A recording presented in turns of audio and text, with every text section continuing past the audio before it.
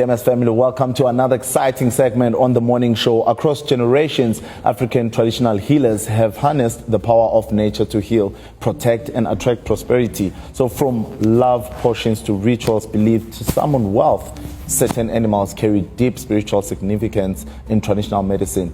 But what do they symbolize and how are they used? So to help us answer and explore all these questions, this sacred practice as well, we are joined by herbalist and spiritual healer, Umcebo Mfana Kagogo. It's a pleasure to have him right here on the morning show. Welcome back, welcome back, welcome back. I'm looking forward to this conversation. Yeah,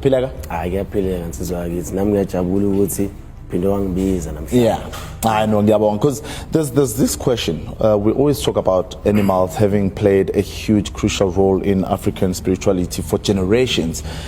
Care to explain to us the deeper spiritual connection between healers and the animals that they use in their practices? Esikhathini esiningi ekhehla lami ngiyengithanda ukuthi ke ubugedla buyafundelwa. Yeah. Ngathini ungabufunda through amaphupho akho, ungabufunda kumuntu mhlawumbe onolwazi olungconywana. Yabo nje mina esikhathini esiningi mengizohlanganisa umuthi wenhlanhla. Yeah. Ngiye ngithande ukusebenzisa inkakha. Inkakha isilwane esikhathini esiningi nase lamazwe angaphandle bayayikhulekela.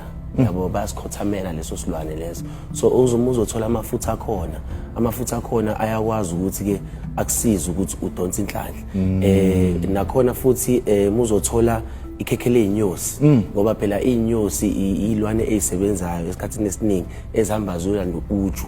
Futhi kahle nje uyibona nawe inyosi mike yangena endlini kuthiwa nayo inyosi kuthiwa abantu abadala abanye bathi inhlanhla. So esikhathini esiningi if uzothatha ikhekhele inyosi uhlanganise nempepho emhlophe bese emva lokho ukuhlanganisa nemithi yenhlanhla ushise uhogele leyo ntuthu ukhulume emsamo iyona into ekwazi ukuthi ikudonsele inhlanhla leyo. I mean, you've also used powerful medicines like iskafulo no woza. What's the how can I put it? Mhlawumbe ngifuna ukuthi most healers, what do they use them for? Esikhathini esiningi umuzwa iskafulo sihlukahlukene ngendlela ehlukahlukene. Akuyona into yokuthi mhlawumbe udonse into yothanda kuphela. Uyakwazi mhlawumbe ukuthi uma unenkinga mhlawumbe esishise mhlawumbe emsebenzini ufuna ukuyoxazulula inkinga yakhe nomphathi wakho mhlawumbe usekuphathe ngenye indlela. Uyakwazi ukuthi umkhafulo ukuthi athambise inhliziyo o umkhafulo ukuthi ke impi yenu nobabili ithi ukudamba kancane. Nakhona futhi uyakwazi ukuthi ukhafula umuntu mhlawumbe umkhafulele intembi futhi nakhona umuntu ophili. So ukhafula kukabili khona ukukhafula okuhle khona ukukhafula okubi. Yeah. And then woza ena. So woza isikhathini mhlawumbe uyazisho nje sengimane ngiyabuza, but I mean it's always important ukuthi ayiqhamuke kuwena so that we do understand, because yabo manje ngale eyokhafula I didn't know ukuthi ibuyishaya ngapha nangapha futhi wayona. Yeah, so woza isikhathini esiningi amakhambi athiza afakwayo eyintweni zothando. Yabo njengonginakile odelunina nakhona futhi umuzwenza isikhafulo uyakwazi ukufaka ikhanda lenqe ufake unyawo lempangele kuningi nje okuthakayo okuhlukahlukene ukuze uzokwazi ukwakha isikhafulo. Nakhona muzwenza futhi mhlawumbe nakhona isibambelele nakhona kunamakhambi akhona. Kodwa angifuni ukube ngathi mhlawumbe ngazi lezi zinto zothando kuphela. Yes. Ngike ngithi ke mhlawumbe uma unesitha mhlawumbe unesitha kukhona umuntu mhlawumbe okulandelelayo. Mina ngiye ngithi ke ungabombiza umuntu ngegama but wothi ongenza okubi ngicela kubuyele kuyena ukuthaka ke lo muthi loyo. Ngiye ngithi kwabantu abahamba bayothola indawo la engena khona emathuneni. Uma ungena emathuneni wonke umuntu la inyathela khona before angena emathuneni uthatha inhlabathi yalapho bese uzothatha futhi ke imithi enjenge intangabala. Intangabala isilwane lesi esithola mhlawumbe emeshawe inyoka singathi siyafa siphinde sivuke. Engathiwa intangabala uma favuke bese ngolokhu uzothola ini futhi uzothola ilentuzana ingungumane. Ingungumane lezi ilwane lezi ephuma ilentuzana. Uhlanganisa zonke lezi inkambi naleyo mithi bese uthola isiduli la kuphuma khona lezi inhlabathi lezi ilwane lezi imvunguzane yabo bese emva lokho ke kuba khona indlela owenza ngakhona uyokhuluma lapho uqala uphalazele ngaphakathi lapho bese uzofaka leyo mithi lezo bese uzothi ke umuntu ongenza okubi ngicela kubuyele kuyena as opposed to director ubiza igama director ubiza igama kufana nokuthi uyathakatha kodwa umuthi wena ongenza okubi ngicela ukuthi angifice la return to sender yeah usuke uzilwela lapho so nakhona ngithi yabo ukuthi kuhlukile so uma uzobiza igama usuku uthakatha umuthi ongenza okubi usuyayibonela kubuya futhi especially when we're touching on animals because kubuya kwenzeke there's two incidents right one I don't know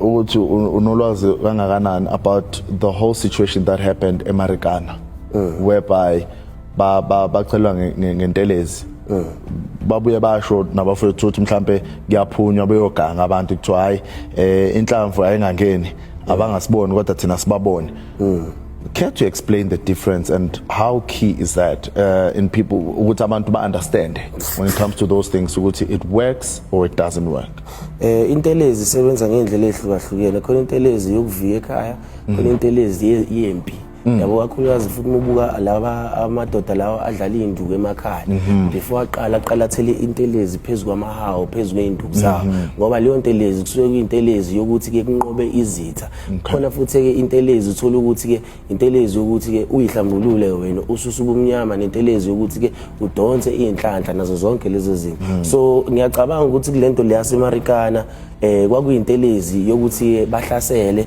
balwisane nezimpi ababebhekene nazo ngaleso sikhathi ngiye ngithi ke kwintelezi esikhathini esiningi akuhlanganiswa ke imithi eyitaptabu njengezilwane ngoba amakhambi yabo amakhambi ahlanganiswa ngaphakathi la kodwa into abayithaka ngayo before bahambe uthola ukuthi bayicabile abanye baba khona into bayigcobile kuzona before baye kuleyo ndawo le kumele baqale bathele leyo ntelezi leyo ukuze izokwazi ukuthi ivuke lento ime ngeenyawo yenzeka futhi uzwe abantu kuthiwa qashiswa umsela wempisi ukuthi silale maybe waqheza nani usebenza kanjani lo udosi lempisi liyasebenza udosi lempisi ngoba phela nakhona ngithi mushisile uyaba naku ukuthi kakhulukazi lisetshenziswa abathakathi umthakathi umezofika endaweni efuna ukuzothakatha uqala ashise leyo nto egcekeni uthola ukuthi wonke umuntu kuze azokwazi ukuthi alale noma kuthiwa kuyazwakala ukuthi uyahamba egcekeni ngaphakathi ungakhona umuntu ube ngathi uyacindezeleka kodwa umuntu esigqiki somkhovu leyo nto le iyakwazi ukuthi ibe njani ibambeke yeah so njengoba wena ke igama kuwumcebo ke futhi sikhuluma vele ngezomcebo futhi ngiyazi ukuthi khona uthola ukuthi mhlambe kusetshenziswa ibhubesi noma indlovu futhi isebenza kangakanani what's the significance around that so ibhubesi nendlovu nalezi ilwane lezi ezinamandla muzothaka into yenhlanhla usebenzisa ekutheni zivikele umnotho wakho ngoba uma uyindoda ezofike ifika ithake bese kungakhona into ezosekela lo mcebo leyo abantu bayakwazi ukuthi bangenelele kuwona bafike bakuphazamise bayakwazi ukuthi bangenelele kuwena kube ntekenteke so ngaso sonke isikhathi uma uzothaka into yenhlanhla ngathi ungayisekela ngento ezokwazi ukuvikela lo mnotho lo so now there's a lot of misconceptions right when it comes to African spirituality there's a whole lot of myths as well thothi abantu babuye basho into engasiyona and you get misguided information what's one of the biggest myths that you would say when mhlambe mothi ayilungisa ukuthi abantu baqaphele when they go to healers as well ngithi mhlambe at least before uzowenza izinto eziningi qala uthola ulwazi ohlukahlukene kwabantu abahlukahlene ngoba akuzona zonke izinyanga kwayimina ngeke ngize ngibe right ngaso sonke isikhathi khona ngesinye isikhathi lapha la ngizoshaya khona eceleni ngoba phela ke ubunyanga ngesinye isikhathi singasho ukuthi ufunda kuze kuvalwe Yeah, yabo yeah. ngeke uze wazi yonke into mina ngiye ngixakwe izinyanga ezivele zithi mina ayingazi yonke into awuwazi ukwazi yonke into ngoba khona ababe ngaphambili kwakho phambilini ababazi kangcono kunawo so funa uthi umulapha abantu bomuntu futhi nakhona ofundayo ukuze uzokwazi ukuthi abantu ubasize ngani ngokweqiniso. Sure. Hi. Panako kushaye khona uhlabe khona esikhonkosini. Thank you so much for joining us and for this enlightening conversation. It's always key for us and the viewers as well to know and understand usiko, to know nemvelaphi and to know which direction to take whenever you need that spiritual guidance as well. So we truly appreciate you on the show. Thank you so much once again. Thokoza kahle. Well, TMS family, a very enlightening conversation with Umfana Gogo Umcebo futhi, and we're looking forward to having back again to break down all the African spirituality that we might need, the guidance as well, and the sense of purpose in life. So we truly appreciate him once again. Do stick around, lots more to come after this.